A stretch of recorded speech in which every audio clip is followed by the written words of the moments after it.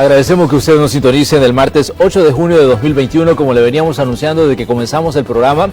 Hoy vamos a conversar con diputadas por el partido FMLN. ¿Qué es lo que ha pasado en los últimos días en materia política en el país?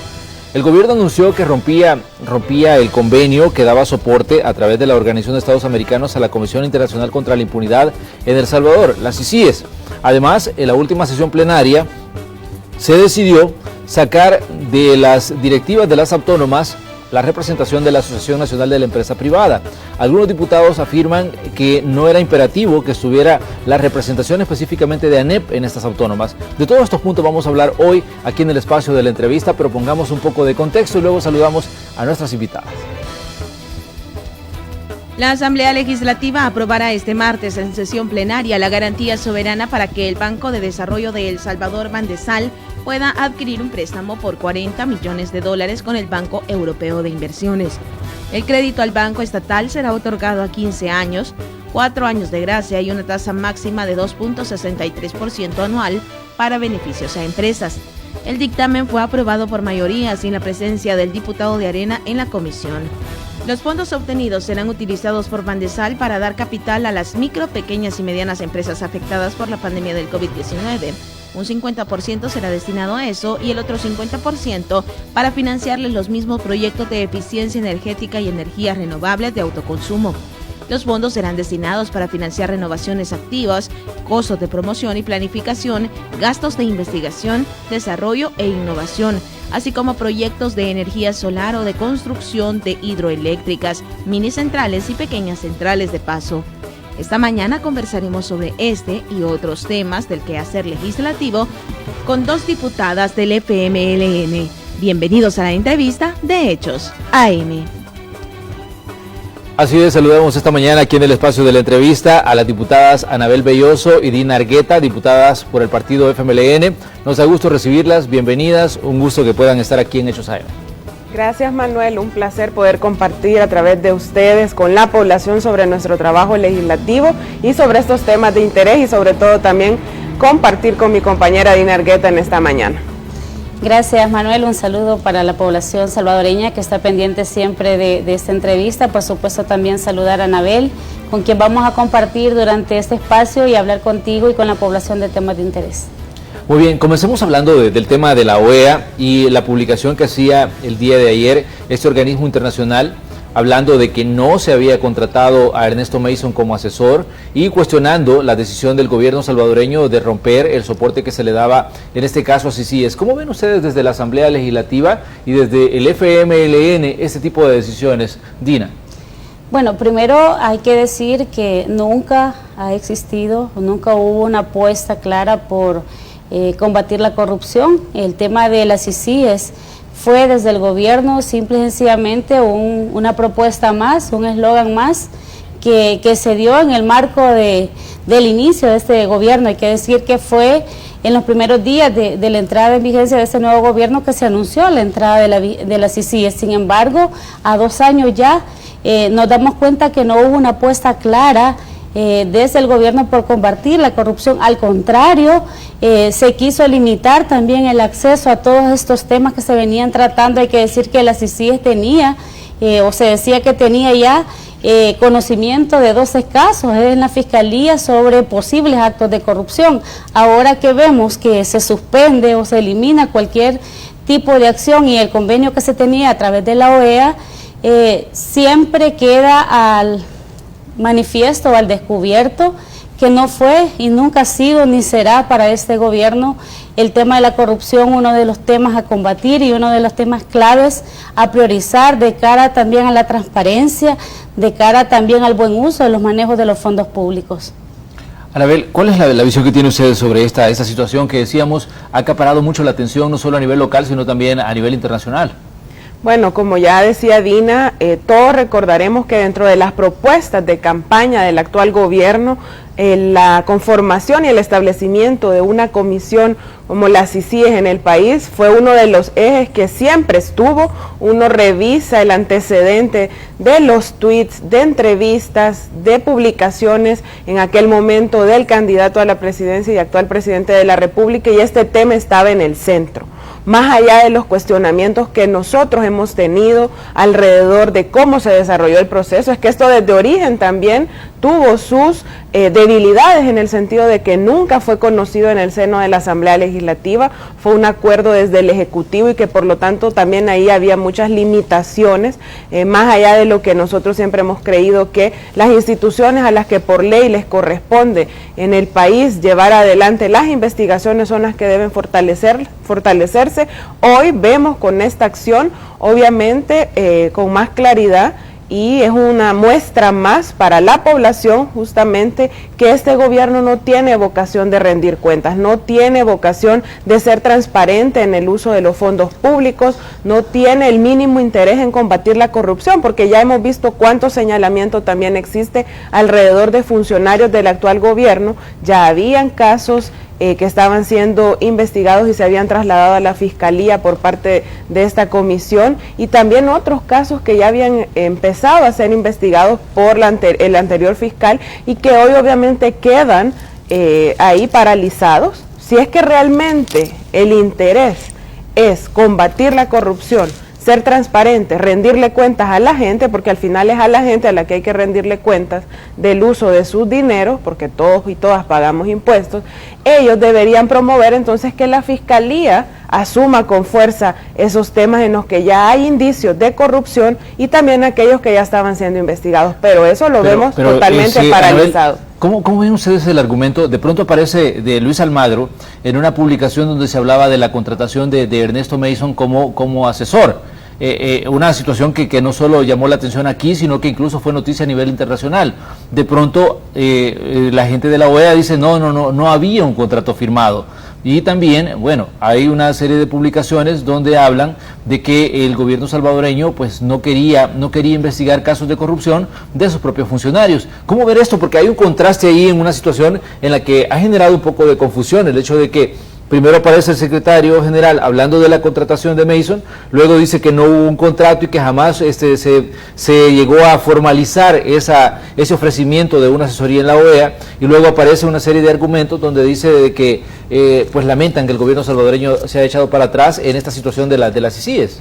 Más allá de estos argumentos que pone una parte u otra, digamos, la lectura que debe hacerse de este suceso es lo que ya hemos dicho y lo reiteramos, en el sentido de que muestra que este gobierno nunca ha sido para este gobierno una prioridad la investigación de la corrupción o ir en contra de aquellos que faltan a la ética y cometen este tipo de delitos haciendo un uso abusivo de los recursos públicos. Eso es lo que está detrás, porque ya desde antes incluso el trabajo de las CICIES, según se había conocido, había sido también, digamos, no se había dado una relación como en el inicio se planteó públicamente entre el Ejecutivo y esta comisión, sino que habían habido dificultades para que realizaran su trabajo. Creo que eso es lo que debe entender la población, que es también parte de un engaño más por parte del actual gobierno, en el sentido de que en campaña ofreció este mecanismo como uno de los elementos para combatir la corrupción, y hoy obviamente toma esta situación del nombramiento o contratación de una de las personas que ya sabemos pues que había estado siendo procesada por otro tipo de casos, y que con ello toman una excusa, podría interpretarse así también, para desvincularse.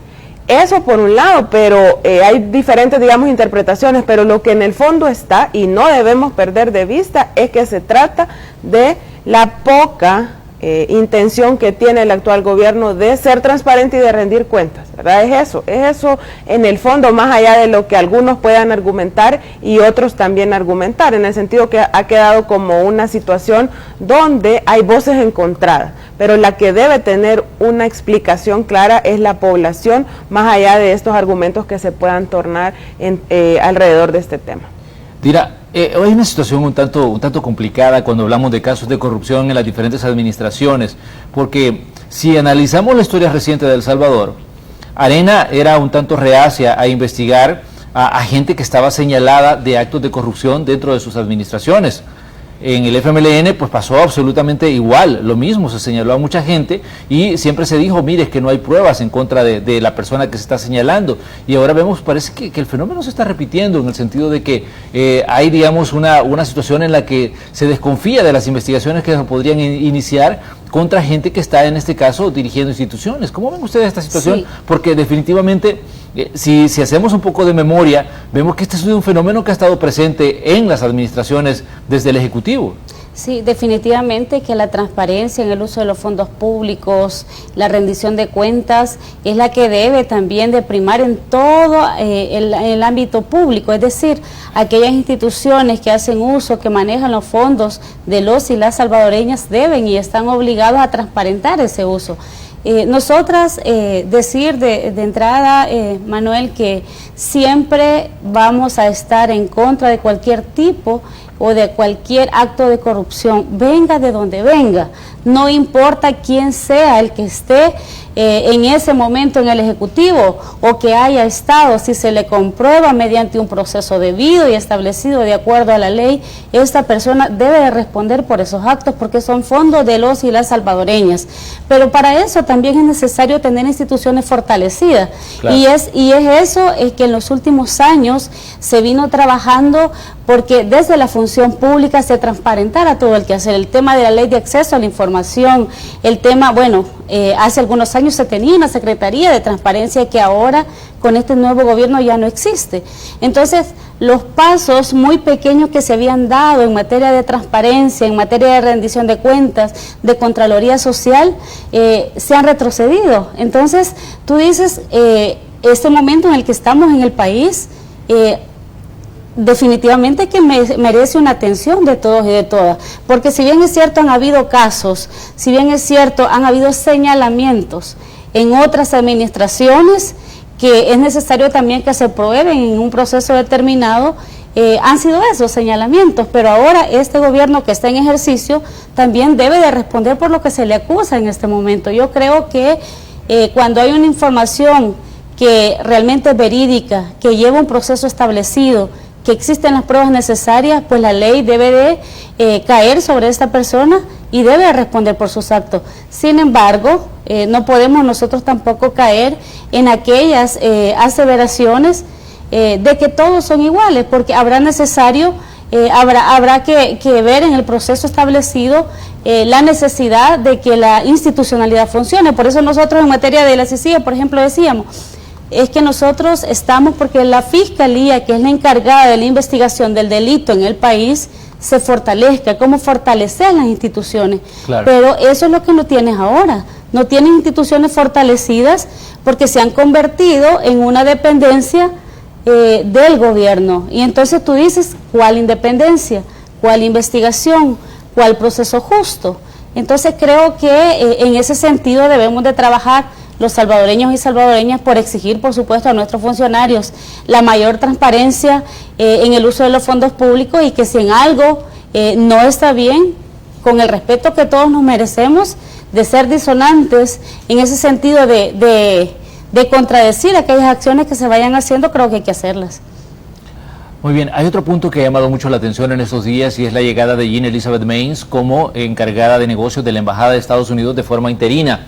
Ella pues estuvo durante buen periodo del trabajo del FMLN en el Ejecutivo, fue la embajadora de Estados Unidos aquí en El Salvador. Ella estuvo en la Asamblea Legislativa, se reunió con la Junta Directiva, ha estado hablando también incluso con el Presidente de la República. Esto en medio de un clima en el que se ha señalado de tensión entre Estados Unidos y El Salvador, una relación que pues se distorsionó, podríamos decirlo así, desde el 1 de mayo, cuando la Asamblea Legislativa, o bueno, la fracción de Nuevas Ideas en la Asamblea Legislativa y sus fracciones aliadas, hablaron de la destitución o sustitución de la Sala de lo Constitucional y del Fiscal General de la República. ¿Cómo ven ustedes la relación en este momento Estados Unidos-El Salvador? ¿Consideran ustedes que hay tensión todavía, Anabel?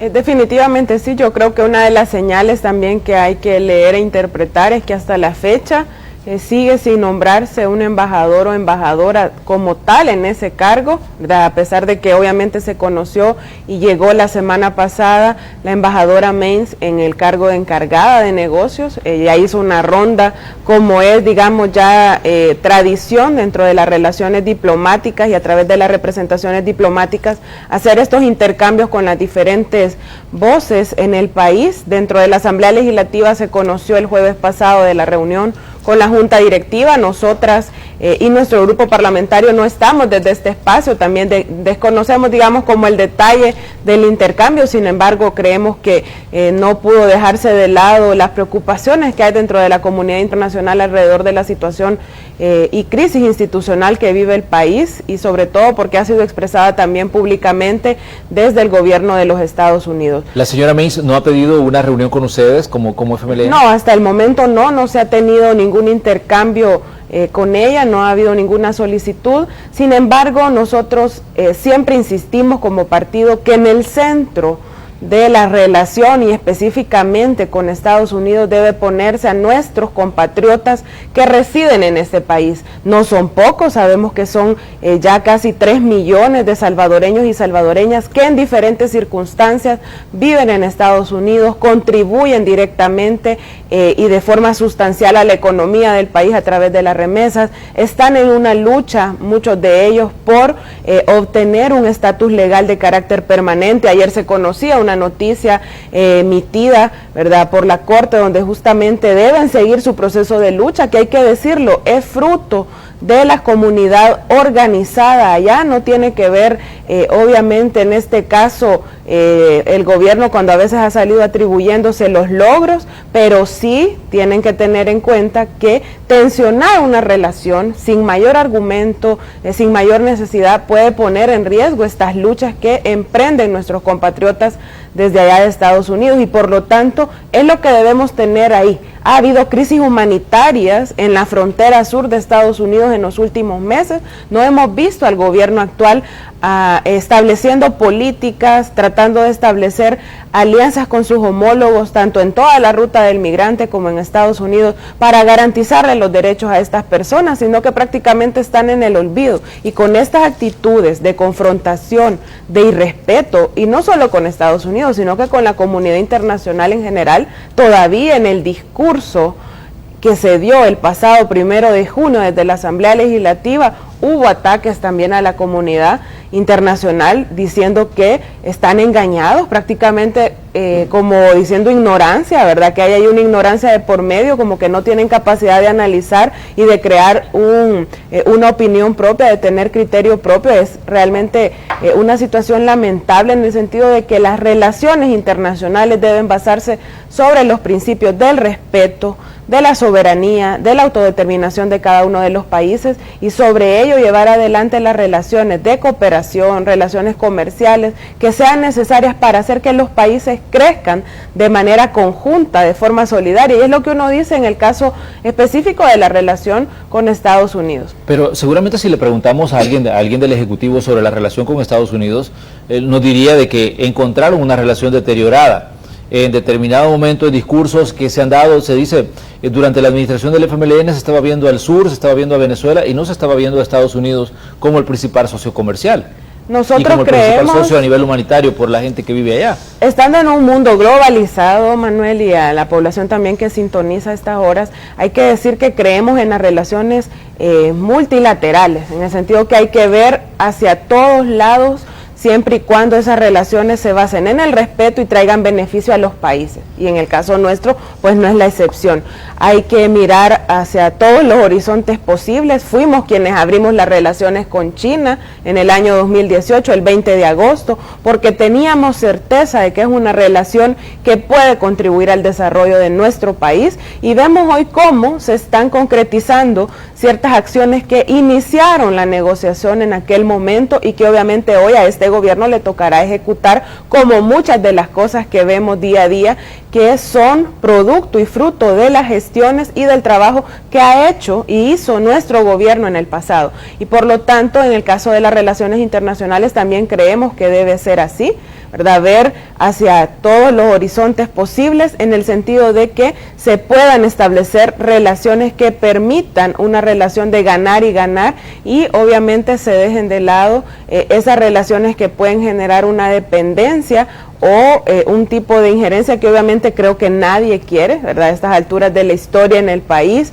y en el mundo entero, las relaciones diplomáticas han avanzado, y lo que uno puede esperar de este tipo de relaciones es que traigan beneficio para la población, un beneficio directo, y que no al contrario tensionen la situación, ya sea con Estados Unidos o con cualquier otro país, que pueda perjudicar a la población salvadoreña. Y en el caso específico de Estados Unidos, no hay que perder de vista la cantidad de salvadoreños y salvadoreñas que actualmente residen en ese país. Muy bien, usted hacía alusión al discurso del 1 de junio, ahí en el Salón Azul de la Asamblea Legislativa, y hay, bueno, frases que quedaron marcadas respecto a lo que dijo el presidente en ese momento. Primero, que remarcó y recalcó de que no va a haber un paso atrás de las decisiones tomadas hasta el momento en su administración y también en las decisiones que ha tomado su bancada en la Asamblea Legislativa. Pero hubo también aspectos un tanto curiosos cuando decía los partidos de la esquina, y señalaba directamente pues al FMLN y Arena sentados en la esquina. Decía, estos partidos son los que contribuyeron a saquear El Salvador y son los que han generado las desigualdades que ahora vive El Salvador. ¿Cómo sintieron ustedes cuando de pronto se les señalaba de ser los partidos en la esquina, Dina? Bueno, yo creo que todos los que vimos y vivimos el discurso del presidente el pasado 1 de junio, sabemos que a la base de este, no informe, porque lo que sí en realidad se esperaba era un informe a la nación de la gestión pública, en este caso del Ejecutivo, a 2 años ya de gobierno. Sin embargo, lo que vimos fue todo totalmente alejado a un informe. Vimos más un discurso de confrontación, un discurso que por supuesto ratifica lo que se ha venido dando y haciendo, que es el tema de la acumulación y la concentración de poder. Vimos también la ratificación desde la primera magistratura del país, que es el presidente de la República, convencido y feliz de que lo que se está haciendo desde la Asamblea Legislativa a partir del 1 de mayo va trazado en una ruta que busca la concentración de poder de manera absoluta. Y se ve y se presentó al país como uno de los logros principales el tema de la destitución de los magistrados y magistradas de la Sala de lo Constitucional, de la Fiscalía General de la República. Es decir, que uno de los logros principales que se presentaron ahí fue el desmantelamiento de la institucionalidad de nuestro sistema democrático y de derecho. Hay que decir también que eso es preocupante viniendo, en este caso, desde la Presidencia de la República. Pero ¿cómo toman ustedes cuando se habla de que estos puestos en la Corte Suprema de Justicia, en la Fiscalía General de la República, han sido, digamos, reparto que se han hecho entre los partidos? Porque para nadie es un secreto que había negociaciones y que en determinado momento decían los partidos mayoritarios que tenían las aritméticas en su mano, decían este candidato simpatiza conmigo o este candidato me parece, y hacían todo para ponerlo en el puesto. ¿Cómo ven ustedes este argumento cuando se dice que había, digamos, una negociación para poner cuotas partidarias en las instituciones? En todos los procesos y en todas las legislaturas, hasta antes del 1 de mayo, para emitir un dictamen, para aprobar una ley, para elegir a un funcionario, era necesario el consenso. Y era necesario buscar entendimientos. ¿Por qué? Porque nunca ninguna fracción en la Asamblea Legislativa tuvo mayoría, ni siquiera por 43 votos, por 43 diputados. Caso contrario a lo que sucede ahora. Claro. Es que ahora no habrá reparto de cuotas, ahora habrá una sola cuota en la Sala de lo Constitucional y en la Corte Suprema de Justicia, porque los magistrados y magistradas que se vayan a elegir estarán en función directamente de la bancada mayoritaria o del partido, en este caso de la fracción mayoritaria que les elija. Esa es la diferencia. Y yo creo que es importante decir, Manuel, que sobre todo a la población salvadoreña, y que en el caso propiamente de los magistrados y magistradas, que para nosotras la Corte, la sala vigente es la sala que destituyeron. ¿Por qué? Porque esa Sala de lo Constitucional más allá de que sus resoluciones hayamos nosotras o no las hayamos compartido, porque muchas de ellas quizás no las compartíamos, sin embargo las respetábamos. Más allá de eso, fueron funcionarios y funcionarias electas mediante un proceso establecido.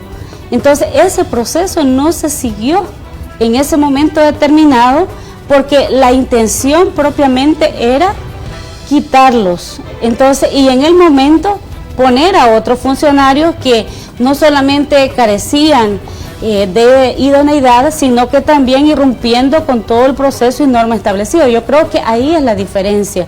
Más allá de que haya o no habido reparto de cuotas en el pasado, que yo quiero establecerlo así, porque nunca hubo en la Asamblea Legislativa hasta antes del 1 de mayo del 2021 una fracción que tuviera 43 o 56 votos para tomar las decisiones. Ahora esta Asamblea Legislativa tiene 64 diputados, tiene 64 votos con los votos de sus partidos aliados. ¿Pueden plenamente elegir los magistrados que quiera? Sí. Entonces, claro que lo van a hacer. Y ahora dirán, no será una repartición de cuotas, ahora será la concentración total del poder en una de las instancias que realmente debe de estar al servicio de la ciudadanía y la garantía constitucional de los derechos de las personas. Muy bien, vamos a hacer una pequeña pausa comercial. Cuando regresemos tenemos más preguntas para Dina y para Anabel, que nos acompañan hoy aquí en el espacio de la entrevista de Hechos AM. Volvemos enseguida.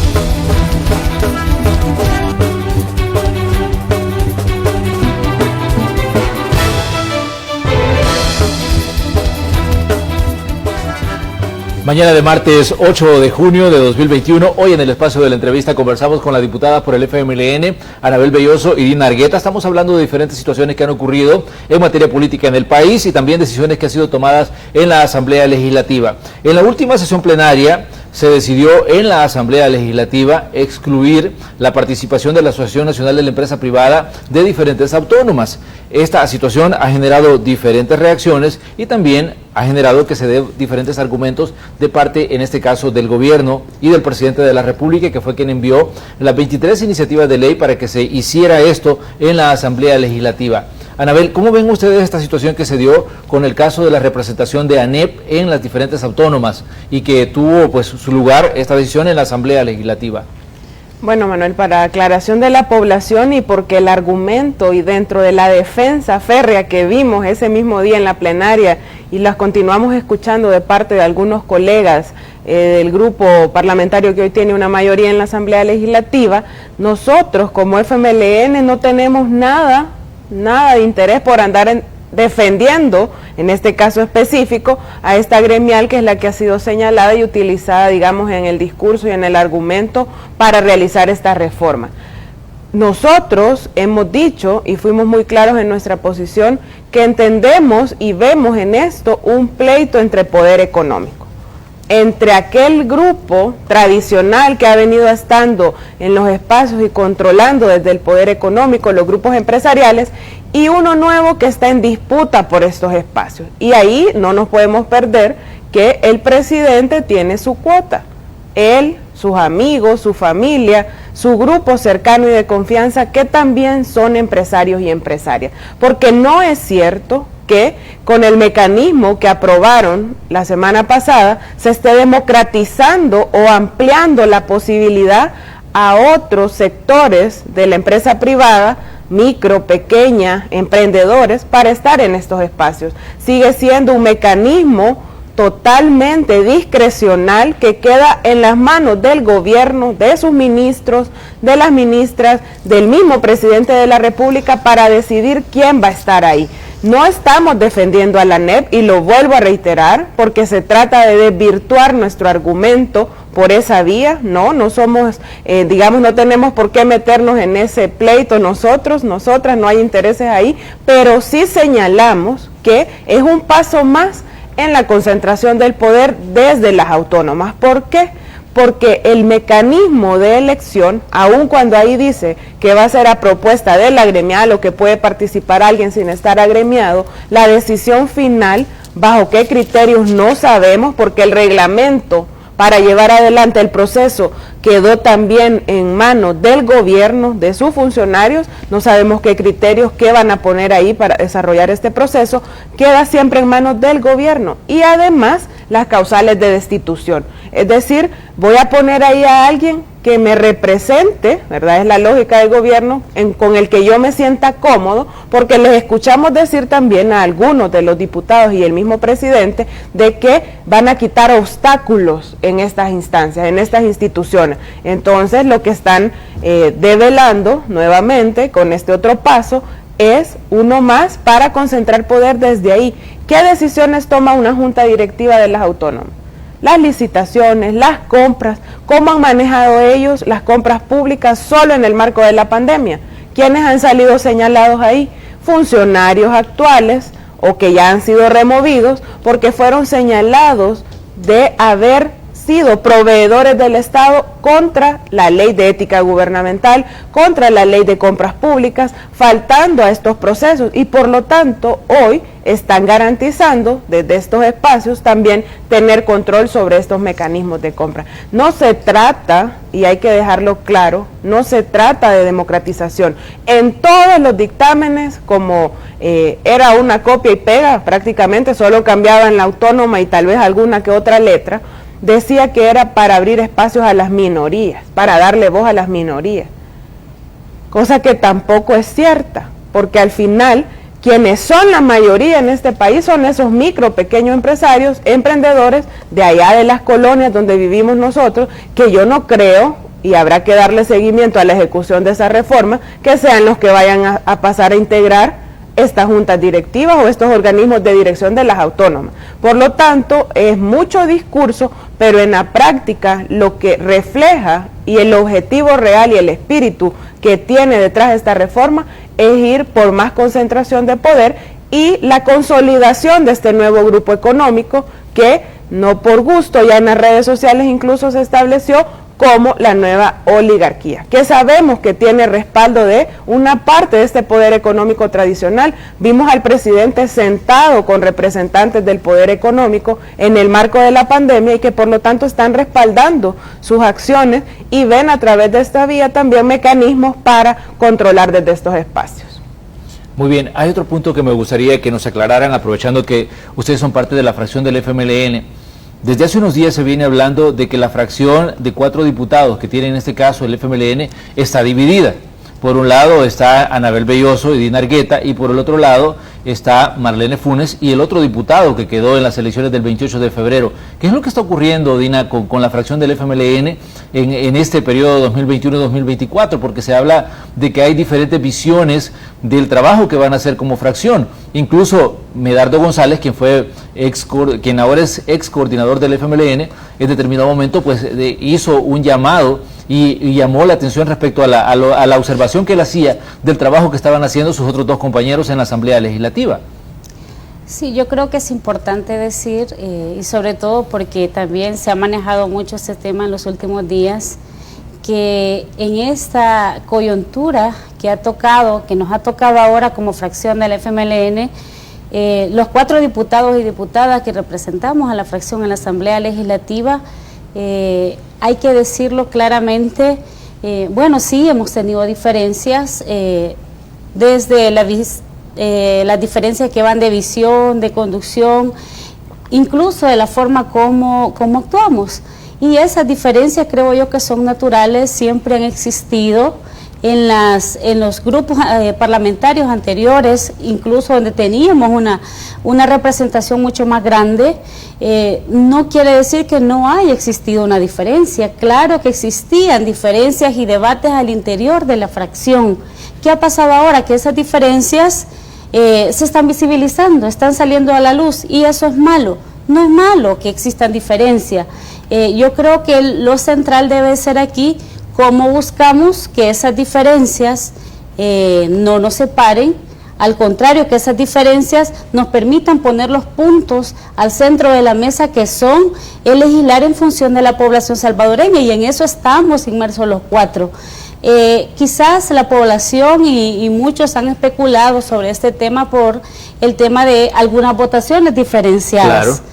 De algunas votaciones diferenciadas que algunos colegas o entre los 4 hemos hecho. Nosotras quizás con Anabel, porque también venimos de una legislatura anterior, somos digamos las que sobrevivimos de la legislatura pasada, conocemos también cómo ha sido el funcionamiento de la fracción, el debate de los temas y la toma de decisiones. ¿Consideran ustedes que Marlene Funes y Jaime Guevara no han entendido cómo funcionaba la fracción anteriormente? No, no es eso, no se trata de eso, se trata de que en este nuevo contexto definitivamente requiere también disponibilidad, requiere también de mucho compromiso de todos y de todas. Ahora, yo quiero decir con claridad, Manuel, que estamos haciendo los esfuerzos por coincidir en todo lo que puede hacer. Probablemente no en todo vamos a coincidir y por eso dejamos de ser compañeros, no dejamos de ser compañeros. Que no coincidamos en una votación no significa que dejemos de ser compañeros y compañeras que responden también a un interés popular y sobre todo a una población que nos eligió. Yo creo que más allá de todo esto tenemos la responsabilidad y la obligación los 4 de poner esos puntos centrales sobre la mesa que son los que nos unen y sobre eso debemos de trabajar. Más allá de las diferencias que han existido, que existen y que van a existir probablemente, porque claro, no podemos los 4 de manera homogénea pensar igual. Muy bien, termino con su comentario, Anabel.